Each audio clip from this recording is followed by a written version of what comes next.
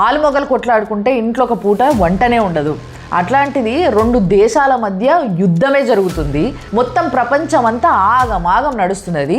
ఇట్లాంటప్పుడు వంటింటి పైన ఎఫెక్ట్ పడదని ఎట్లా అనుకుంటారు? ఈ ఇరాన్ ఇజ్రాయెల్ లొల్లయ్యేంత వరకు ఈ కరువు అయితే తప్పదు. సంవత్సరానికి 33 మిలియన్ మెట్రిక్ టన్స్ ఎల్పిజి మన దేశానికి అవసరం. దాంట్లో హౌస్ హోల్డ్కి every month 2 million metric ton LPG అవసరం. ఇప్పుడు ఆల్రెడీ హౌస్ హోల్డ్కి కావాల్సిన రిజర్వ్స్ మన దేశంలో ఉన్నాయి. అయితే కమర్షియల్కి వచ్చింది కష్టం. ఇవాళ హోటల్స్కి వచ్చింది ఆ పరిస్థితి, రేపు మన ఇంటికి కూడా వస్తుంది అనేసరికి అందరు సిలిండర్లు పట్టుకొని లైన్లు కట్టేసిండ్రు. స్ట్రేట్ ఆఫ్ హర్మూజ్లా దుబాయ్ నుంచి వెళ్ళి ఇండియాకి వస్తున్న ఒక థాయిలాండ్ షిప్ మయూరి నారి అనే షిప్ పైన ఒక మిజైల్ అటాక్ అయ్యింది. మొత్తం మీద అయితే మనకి పెట్రోల్ రాదు, మొత్తం ఇక ఆగమాగం అయిపోతాం మనము. మీకు కొన్ని పచ్చి నిజాలు చెప్పాలనుకుంటున్నాను నేను. స్ట్రేట్ ఆఫ్ హర్మూజ్ నుంచి వెళ్ళి ట్రేడింగ్ ఆగిపోతే ఎవరికి ఎక్కువ నష్టం? ఇరాన్కే ఎక్కువ నష్టం. ఎందుకు అనంటే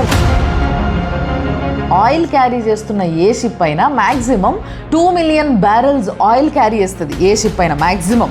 సో ఆయిల్ పోయేటప్పుడు దాన్ని కానీ బ్లాస్ట్ చేసింది అనుకోండి, ఆయిల్ మొత్తము సముద్రం నీళ్ళపైన పేరకపోతుంది. మీకు తెలుసు కదా, ఇరాన్ తీరంలో 65 డిస్టిలరీస్ ఉన్నాయి వాళ్ళవి. అవన్నీ కూడా ఈ సముద్రం నీళ్ళని తాగే నీళ్ళ కింద మారుస్తూ ఉంటాయి.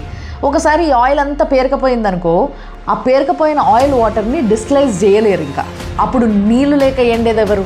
ఈ స్ట్రేట్ ఆఫ్ హార్మూజ్ని చోక్ చేసినా వాళ్ళకే నష్టం, ఈ షిప్పులు ఏవైతే పోతున్నాయో వాటిని పేల్చేసినా వాళ్ళకే నష్టం. ఇట్లా ఒక 10 షిప్పులు పేల్చేసారు అనుకో, దెబ్బకి ఆ ఇన్సూరెన్స్ కంపెనీ వాడు మూసేసుకోవచ్చు కూడా. ఈ మొత్తం లొల్లిలా ఎవరు లాభపడుతున్నారో తెలుసా?